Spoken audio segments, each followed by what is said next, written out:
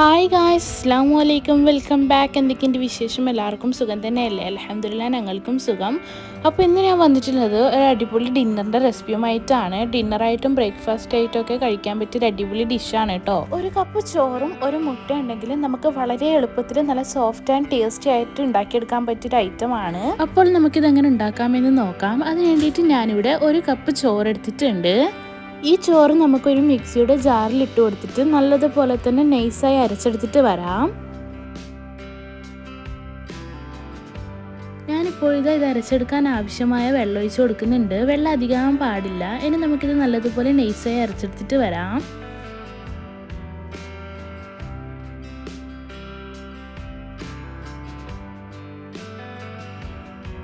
അപ്പോൾ ഇതാ ചോറ് നല്ലതുപോലെ തന്നെ അരച്ചെടുത്തിട്ടുണ്ട്. ഇതാ ഈ ഒരു രീതിക്കാണ് കേട്ടോ ചോറ് അരച്ചെടുക്കേണ്ടത്. ഞാനിതൊരു ബൗളിലേക്ക് ഒഴിച്ചു കൊടുക്കുന്നുണ്ട്. ഈ ഒരു തിക്നെസ്സിൽ വേണം കേട്ടോ ചോറ് അരച്ചെടുക്കാനായിട്ട്. അധികം വെള്ളം പാടില്ല. ഈ ഒരു കട്ടിയിൽ തന്നെ അരച്ചെടുക്കാൻ വേണ്ടി ശ്രദ്ധിക്കണം.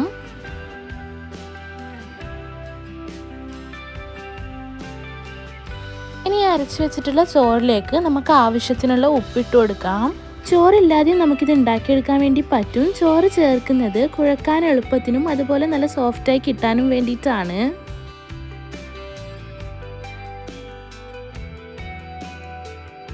ഇനി ഞാനിവിടെ ഒരു കപ്പ് മൈദയാണ് ഇട്ട് കൊടുക്കുന്നത്. മൈദ ഇട്ട് കൊടുത്ത് നല്ലതുപോലെ കുഴച്ചെടുക്കാം. ഈ ഒരു കപ്പ് മൈദ പോരെങ്കിൽ കുറച്ചുകൂടി ഇട്ട് കൊടുക്കാവുന്നതാണ്.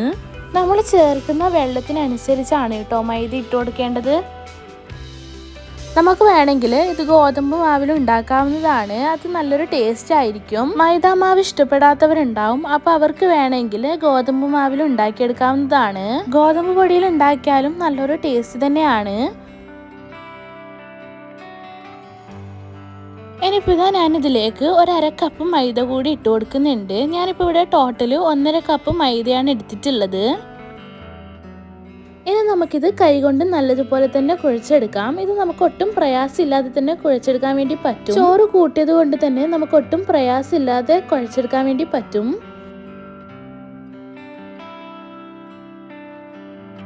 അപ്പോൾ ഇതാ നമ്മുടെ മാവ് ഇവിടെ റെഡി ആയിട്ടുണ്ട്. ഇതാ ഈ ഒരു രൂപത്തിലാണ് കേട്ടോ മാവ് കുഴച്ചെടുക്കേണ്ടത്.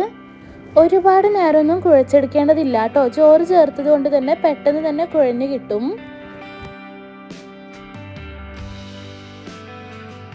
ഇനി നമുക്ക് കയ്യിൽ കുറച്ച് എണ്ണ തടവിയതിന് ശേഷം നമ്മൾ ചപ്പാത്തിക്കൊക്കെ ഉരുളകളാക്കൂലേ, അതുപോലെ ഉരുളകളാക്കി എടുക്കാം.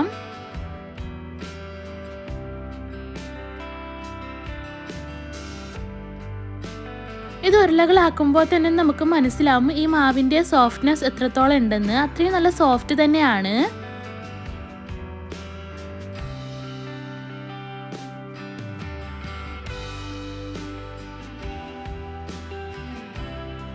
അപ്പോൾ ഇതാ ഞാനിവിടെ എല്ലാം ഉരുളകളാക്കി എടുത്തിട്ടുണ്ട്.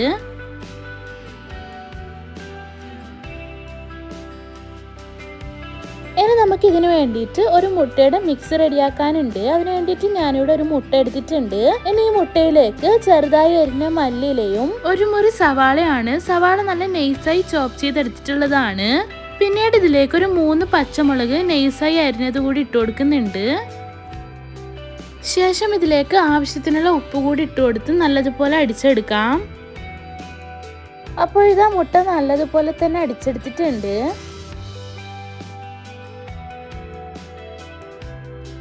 ഇനിയിപ്പോഴിതാ മൈദാമാവ് തൂവിക്കൊടുത്ത് നമ്മൾ നേരത്തെ ഉരുളകളാക്കി വെച്ചതിൽ നിന്നും ഒരു ഉരുള എടുത്ത് നല്ലതുപോലെ പരത്തി കൊടുക്കുന്നുണ്ട്. ഇത് പരത്തിയെടുക്കുമ്പോൾ ഈ ഒരു റൗണ്ട് ഷേപ്പിൽ കിട്ടണം അങ്ങനെയൊന്നുമില്ല. നിങ്ങൾക്ക് ഏത് ഷേപ്പിലാണോ പരത്താൻ പറ്റുന്നത് ആ ഒരു ഷേപ്പിൽ പരത്തിയെടുത്താൽ മതി. ഇത് പരത്താനായിട്ട് പ്രത്യേക ഷേപ്പൊന്നുമില്ല. നിങ്ങൾക്ക് ഏത് ഷേപ്പിലാണോ ആവുന്നത് ആ ഒരു ഷേപ്പിൽ പരത്തിയെടുക്കാം.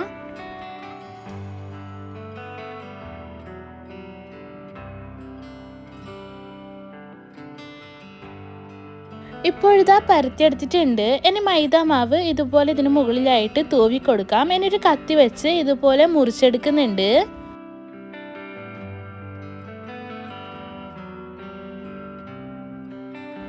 മുറിച്ചെടുത്തതിന് ശേഷം ഈ കാണുന്നത് പോലെ മടക്കി കൊടുക്കാം. ഈ വീഡിയോയിൽ ഞാൻ ചെയ്യുന്നത് പോലെ ചെയ്തെടുത്താൽ മതി.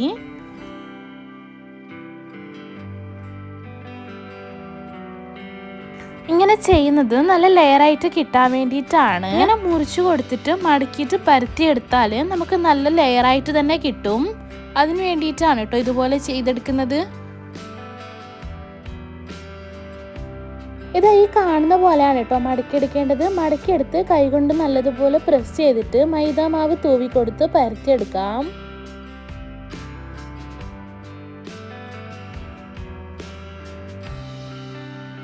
നല്ല നൈസായിട്ടൊന്നും പരത്തിയെടുക്കേണ്ടതില്ല. ഇങ്ങനെ ഈ ഒരു കട്ടിക്ക് തന്നെ പരത്തിയെടുക്കണം. നല്ല നൈസായിട്ട് പരത്തിയെടുക്കേണ്ടതില്ല. ഈ കാണുന്ന ഈ ഒരു കട്ടിക്ക് തന്നെ പരത്തിയെടുക്കണം. ഇത് ഈ കാണുന്നത് പോലെ എല്ലാം പരത്തിയെടുത്തതിന് ശേഷം നമുക്ക് ചുട്ടെടുക്കാം.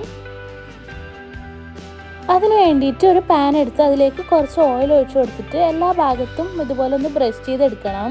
ഇതുപോലെ പാനിൻ്റെ എല്ലാ ഭാഗത്തും എത്തുന്ന വിധത്തിൽ തന്നെ ബ്രഷ് ചെയ്ത് കൊടുക്കണം.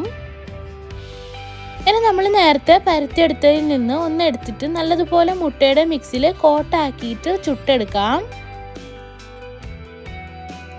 ഇനി നമ്മൾ ചപ്പാത്തിയൊക്കെ ചുട്ടെടുക്കൂലേ, അതുപോലെ തിരിച്ചും മറിച്ചിട്ട് കൊടുത്ത് നല്ലതുപോലെ തന്നെ ചുട്ടെടുക്കാം. ഇത് ഇട്ട് കൊടുത്ത ഉടനെ തന്നെ തിരിച്ചിട്ട് കൊടുക്കാം കേട്ടോ. ഓയിലൊക്കെ ഒട്ടും പറ്റാത്തവരുണ്ടല്ലോ, അപ്പോൾ അവർക്ക് വേണമെങ്കിൽ ഇതുപോലുള്ളൊരു നോൺ സ്റ്റിക്കിൻ്റെ പാൻ എടുത്ത് ഓയിൽ ഒഴിക്കാതെ ചുട്ടെടുക്കാവുന്നതാണ്. ഓയിൽ ഒഴിച്ചു കൊടുത്ത് കഴിഞ്ഞാൽ നല്ല മുരിഞ്ഞ് കിട്ടുകയും അതുപോലെ നല്ലൊരു ടേസ്റ്റുമാണ്.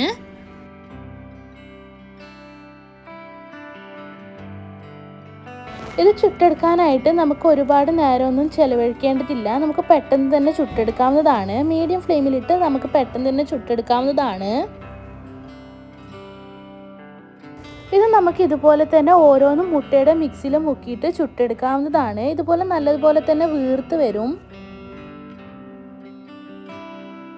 ഇത് നമുക്ക് നല്ലതുപോലെ തന്നെ വീർത്ത് കിട്ടാൻ വേണ്ടിയിട്ട് ഈ ഒരു ടൈം ഇതിന് മുകളിലായിട്ട് കുറച്ച് ഓയിലൊന്ന് ബ്രഷ് ചെയ്ത് കൊടുക്കാം. ഞാനിപ്പോൾ ഇവിടെ അധികം ഓയിൽ യൂസ് ചെയ്യാത്തത് കൊണ്ടാണ്. നിങ്ങൾക്ക് വേണമെങ്കിൽ ഈ ഒരു ടൈം ഓയിൽ ബ്രഷ് ചെയ്ത് കൊടുക്കാവുന്നതാണ്. അപ്പോൾ നല്ലപോലെ തന്നെ വീർത്ത് വരും.